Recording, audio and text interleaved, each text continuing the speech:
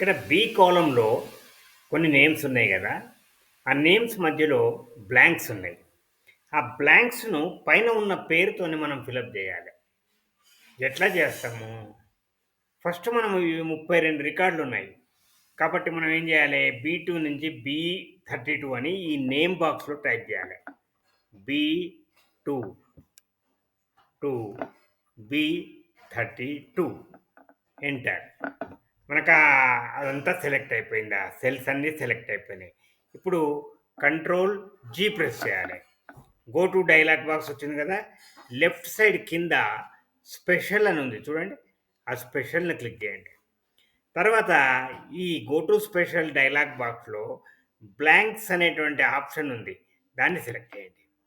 ఇప్పుడు okay click చేయండి. అన్ని బ్లాంక్స్ సెలెక్ట్ అయిపోయినాయి. ఇప్పుడేం చేయాలి? ఈజ్ ఈక్వల్ టు ఏం కావాలి మీకు? ఇక్కడ ఫస్ట్ నేమ్ ఇదొక్కటే. దీన్ని క్లిక్ చేయండి. ఇప్పుడు కంట్రోల్ ఎంటర్ చేయండి. ఏ పేరు కింద ఆ పేరు వచ్చేసిందా లేదా? ఈ రకంగా మనం ఒకేసారి ఆటోమేటిక్‌గా మనము బ్లాంక్స్‌ని ఫిలప్ చేసుకోవచ్చు. మనకు కావాల్సినట్టు టైప్ చేయాల్సిన పని లేదు. చాలా టైం